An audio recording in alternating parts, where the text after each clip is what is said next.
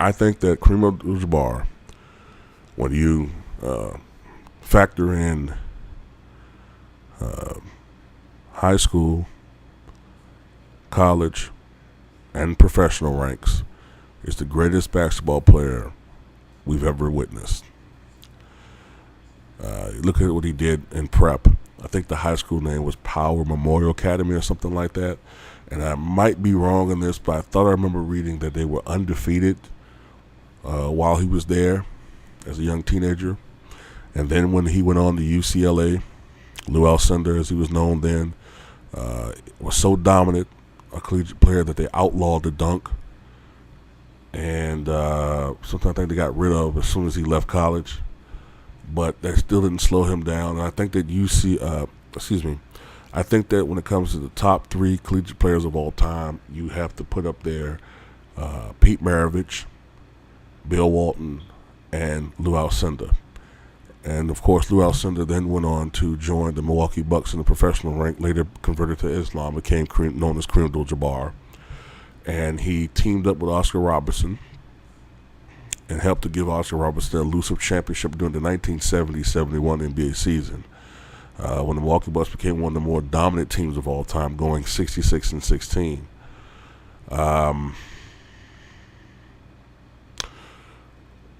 Oscar Robertson was, of course, unable to win a championship when he was part of the Cincinnati Royals, who later became known as the Kansas City Royals. And I'm assuming it has something to do with the fact that the Major League Baseball team shares a similar name. The Kansas City Royals became known as the Kansas City Kings, and then later, of course, moved to the Sacramento area, where they're known now as the Sacramento Kings.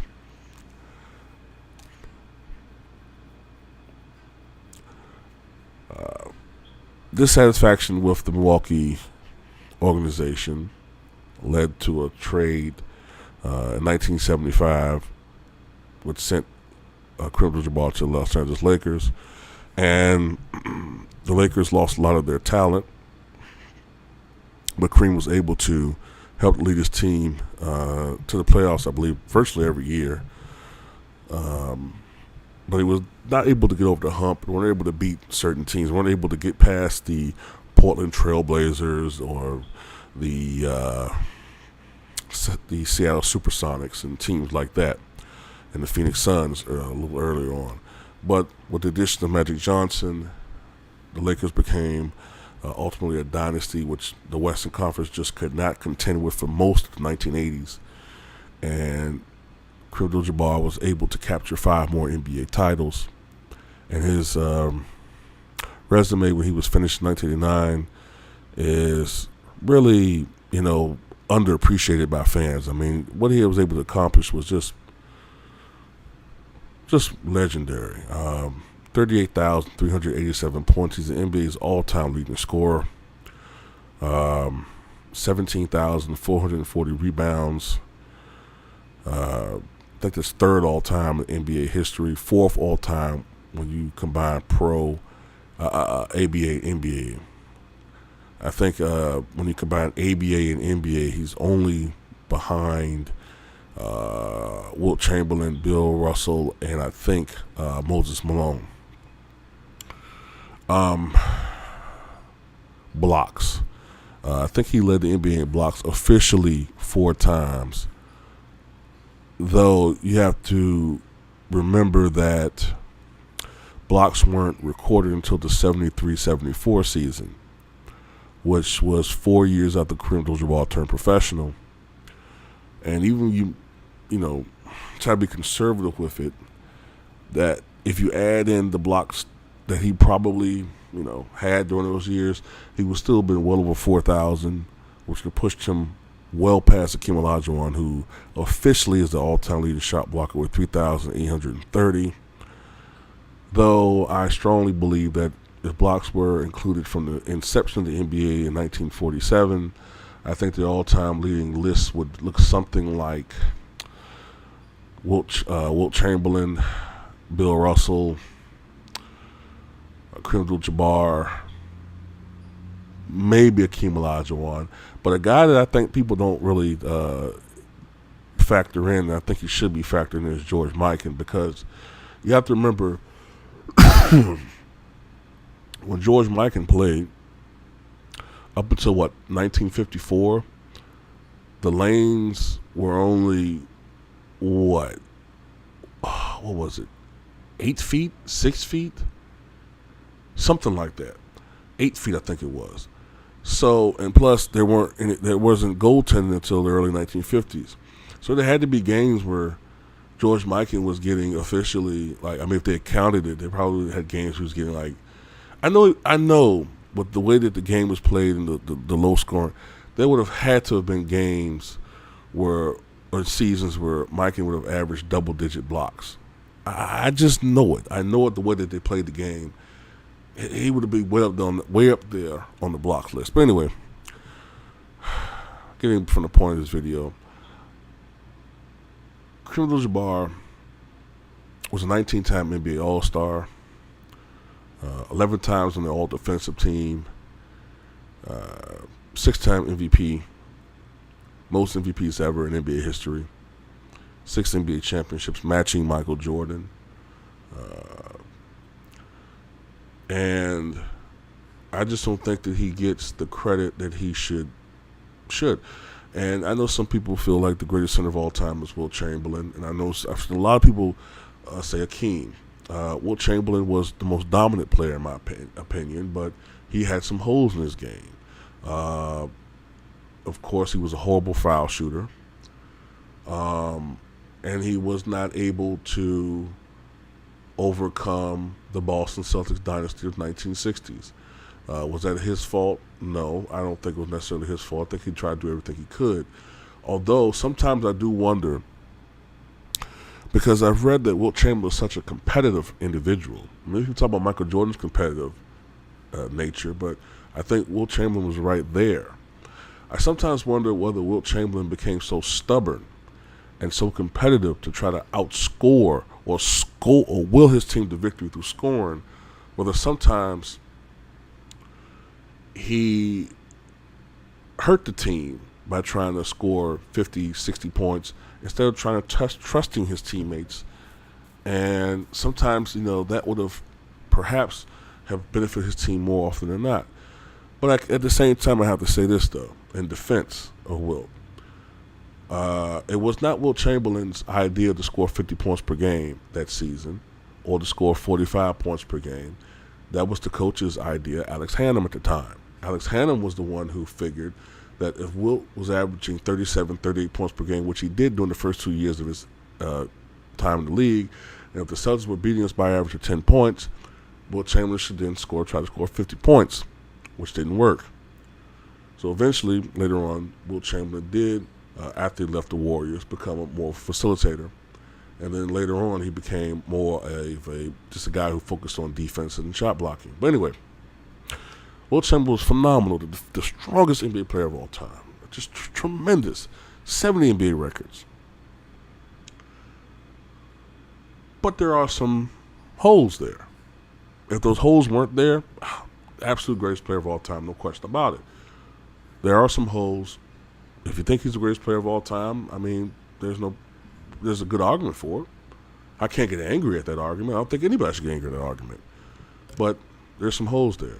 Now, going to Hakeem Olajuwon. The argument I usually hear is that he's the most skilled NBA center of all time. And you got me with that one. I really do think he was just a phenomenal athlete. I mean, he was a soccer player. I was seeing him do things that you didn't really see centers do. But you got Hakeem Olajuwon, the guy who many people feel is the greatest post player of all time, with a plethora of moves, an arsenal of offensive moves down low. Just awesome. But it took all of those moves to try to equal what Kareem could do with one shot, which is still the most unstoppable shot of all time, the skyhook. And I gotta keep making this argument. Hakeem didn't finish his career nearly as strong as Kareem did. Now, Kareem at age 42 was down to just a shell of himself, only putting up 10 points per game on 48% shooting. But look at Kevin Garnett. Kevin Garnett just turned 40 this year, I believe, and he literally has very little left in the tank. He's not even averaging. He has no shot in the hell of averaging double-digit figures at age 40, the way that Kareem did at age 42. And Hakeem Olajuwon, I believe, was 39 years old when he retired in 2002. And he was a total shell of what he was before. And you can always make the argument that, well, if Michael Jordan never left to play baseball, we'll be looking at Hakeem differently. Because there's no doubt in my mind that if Michael Jordan had retired in 93, that the Houston Rockets would not have won the NBA title in 94. Maybe they would have won in 95, but definitely not in 94.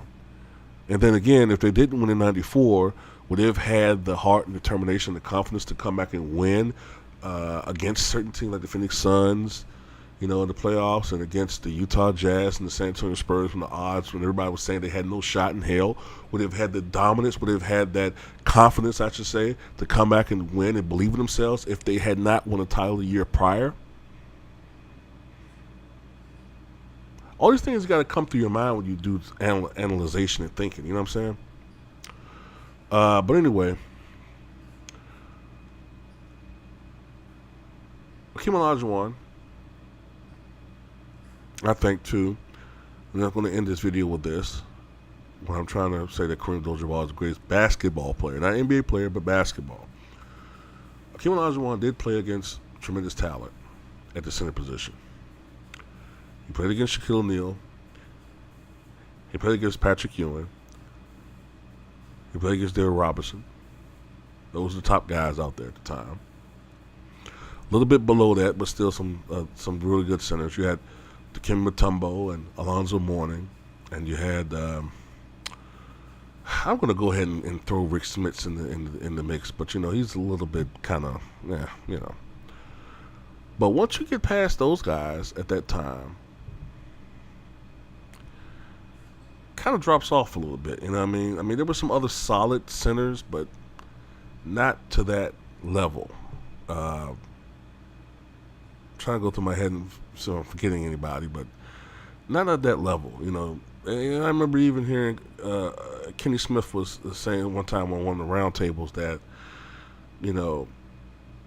he sometimes would say that, well, Hakeem didn't have, he was saying, well, at the point guard position, he was always playing against people. He was always working on defense. He said that Hakeem sometimes could take nights off. He was like, well, we're playing the Pistons. They don't have a center. They're playing the Kings. They ain't got nobody. Okay, well, I'm going against Orlando. I got to go against Shaq or the Knicks with Ewing, or Spurs with Robinson, but I'm not going against anybody. He's not going against anybody, so he can rest, on defense. The case cannot be said, however, for Kareem Abdul-Jabbar. Kareem Abdul-Jabbar, throughout his career, he was going against the likes of Wilt Chamberlain, the strongest center of all time. He was going against Artis Gilmore, the second strongest center of all time. He was going against Dave Cowens. He was going against Jack Sikma. He was going against Wes Unseld, Moses Malone, Elvin Hayes at times, even though he mostly played the power forward position. All right, he was going against Bob McAdoo. He was going against Alvin Adams. He was going against, a plethora of centers day in and day out throughout his career. There was no nights off, really. Very seldom did he go against a team where it wasn't a dominant center. He was going against, Bob Lanier comes to mind. Nate Thurmond, who we recently lost, another fucking beast defensively, and strong guy. You know, he was going against a lot of different guys. So it's a whole different ball game when you're trying to say who he was going against and the level of competition. The 1970s and was the most competitive era as far as parity is concerned. And Willis Reed, I don't know if I mentioned him. Willis Reed was another one. Walt Bellamy is another one that comes to mind. As far as centers are concerned. So it's a whole different era back then, man. You know, you're going against so many different centers. And Daryl Dawkins comes to mind too. They're just coming in and just filtering into my mind as I'm thinking. But yeah, I just think there's no doubt in my mind that Kareem Abdul-Jabbar is without a doubt the greatest center of all time and in NBA history, and he's the greatest basketball player of all time when you encompass all three levels of basketball.